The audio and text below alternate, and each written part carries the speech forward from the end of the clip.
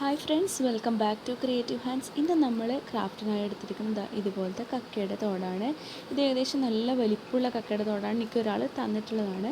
അപ്പോൾ ഇത് നമ്മൾ ക്ലീൻ ചെയ്തിട്ട് ഡ്രൈ ആക്കി എടുത്തിട്ടുണ്ട്. ഇനി നമുക്ക് വേണ്ടത് അത്യാവശ്യം നല്ല കളേഴ്സാണ്, കുറച്ച് ബ്രൈറ്റ് ആയിട്ടുള്ള കളേഴ്സാണ് നമുക്ക് വേണ്ടത്. അപ്പോൾ ഞാനിവിടെ കുറച്ച് കളറ് ചൂസ് ചെയ്തെടുത്ത് വെച്ചിട്ടുണ്ട്. ഇനി നമ്മൾ ഈ സീഷെല്ലിലേക്ക് നമ്മൾ പെയിൻറ്റ് ചെയ്യാൻ പോവുകയാണ്. പെയിൻറ്റ് ചെയ്യുന്നത് നമ്മുടെ ബ്രഷിൻ്റെ ബാക്ക് സൈഡൊക്കെ വെച്ചിട്ടാണ്. നമ്മൾ ഉദ്ദേശിക്കുന്നത് ഡോട്ട് പെയിൻറ്റിംഗ് ആണ്. ഡോട്ട് പെയിൻറ്റിങ് ഞാൻ ആദ്യമായിട്ടാണ് ചെയ്യുന്നത്, അപ്പോൾ അതിൻ്റെതായ കുഴപ്പങ്ങളൊക്കെ ഉണ്ടാവും. പക്ഷെ നമുക്കതൊന്ന് ചെയ്ത് നോക്കാം. അപ്പോൾ ഞാൻ ഇവിടെ ഏകദേശം ചെയ്ത് വെച്ചിട്ടുണ്ട്. ഇത് ഞാൻ ബ്രഷിൻ്റെ ബാക്ക് ടിപ്പ് വെച്ചിട്ട് ചെയ്തിട്ടുള്ളതാണ്. അപ്പോൾ അത് പല വലിപ്പത്തിലുള്ളത് വെച്ച് ചെയ്താൽ നല്ല ഭംഗിയായിരിക്കും കാണാൻ.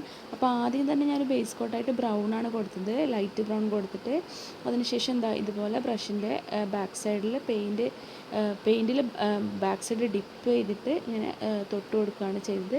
അപ്പോൾ ഇതുപോലെ നമുക്ക് ഇഷ്ടമുള്ള രീതിയിൽ പല വലിപ്പത്തിൽ പാറ്റേൺസ് ഉണ്ടാക്കിയിട്ട് ചെയ്തെടുക്കാം. അപ്പോൾ ഞാനിവിടെ കുറച്ച് നേരത്തെ റെഡിയാക്കി വെച്ചിട്ടുണ്ട്, അത് ഞാൻ കാണിച്ചത്. ഇപ്പോൾ ഏകദേശം ഡ്രൈ ആയിട്ടുള്ളതാണ്. പല കളറിൽ ചെയ്തെടുത്ത് നല്ല ഭംഗിയായിരിക്കും കാണാം. അപ്പോൾ ഞാനിവിടെ ഏകദേശം 3 കംപ്ലീറ്റ് ആക്കിയിട്ടുണ്ട്. ഇതുപോലെ നമുക്ക് ബാക്കിയുള്ളതും കൂടി കംപ്ലീറ്റ് ആക്കിയിട്ട് എടുക്കാം.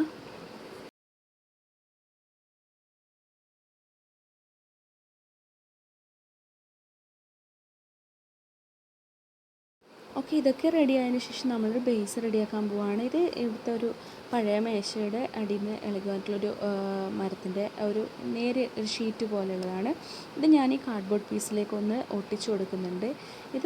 ഇതിലേക്കാണ് നമ്മൾ ഈ സീഷെല്ല് അറേഞ്ച് ചെയ്ത് കൊടുക്കാൻ പോകുന്നത്. അപ്പോൾ ഞാൻ ഗ്ലൂ ഗൺ വെച്ചിട്ടാണ് ഒട്ടിക്കുന്നത്. ഞാനിത് കാർഡ്ബോർഡും കൂടി യൂസ് ചെയ്യാൻ കാരണം സീഷെല്ലിന് നല്ല വെയിറ്റ് ഉണ്ട്. അപ്പോൾ അതൊന്ന് ഇത് കൺട്രോൾ ചെയ്യാൻ വേണ്ടിയിട്ടാണ് ഞാൻ ഈ കാർഡ്ബോർഡിൽ ഇത് ഒട്ടിച്ചെടുക്കുന്നത്. അപ്പോൾ നമുക്ക് ആദ്യം ഇതിൻ്റെ ബേസ് ഒന്ന് റെഡിയാക്കി എടുക്കാം. ഈ ബേസിന് പുറമെ നമ്മൾ ഒരു ഫ്രെയിം പോലെ വരുന്നുണ്ട്, അത് വേണമെങ്കിൽ നമുക്ക് പെയിൻറ്റ് ചെയ്യാം. ഞാനിപ്പോൾ ഇതേ കളറിൽ തന്നെ വെച്ച് കൊടുക്കുന്നുണ്ട്. അപ്പോൾ ഇനി നമുക്ക് ഇതിലേക്ക് നമ്മുടെ സീഷെല്ലൊക്കെ ഒന്ന് അറേഞ്ച് ചെയ്തിട്ടെടുക്കുക. എങ്ങനെയൊക്കെയാണ് നിങ്ങളുടെ ഇഷ്ടം അതുപോലെ അറേഞ്ച് ചെയ്തെടുക്കുക. ഞാനിപ്പോൾ ഇങ്ങനെ വെച്ച് നോക്കിയിട്ട് ഒട്ടിച്ചെടുക്കുന്നുണ്ട്. ഇത് ഡീറ്റെയിലായിട്ട് കാണിക്കുക എന്ന് പറഞ്ഞാൽ ഈ ഡോട്ട് ഇടുന്ന് കാണിച്ചു കഴിഞ്ഞാൽ വീഡിയോ ഒരുപാട് ലെങ്തി ആയിപ്പോവും. അതുകൊണ്ടാണ് ഞാനിപ്പോൾ ഫാസ്റ്റ് ആക്കിയിട്ട് കാണിക്കുന്നത്. അപ്പോൾ നമ്മളിതിവിടെ ഒട്ടിച്ചെടുത്തിട്ടുണ്ട്. ഇത്രയേ ഉള്ളൂ നമ്മുടെ ഇന്നത്തെ പണി എന്ന് പറയുന്നത്. മറ്റൊന്നും ഞാനിതിൽ ചെയ്യുന്നില്ല.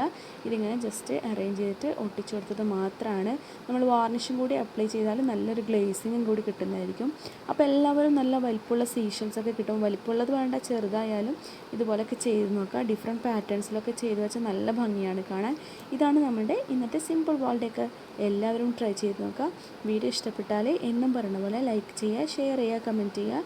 പ്രീവിയസ് വീഡിയോസ് കാണുക. കൂടുതൽ വീഡിയോയ്ക്ക് വേണ്ടിയിട്ട് ചാനൽ സബ്സ്ക്രൈബ് ചെയ്യുക. Thank you.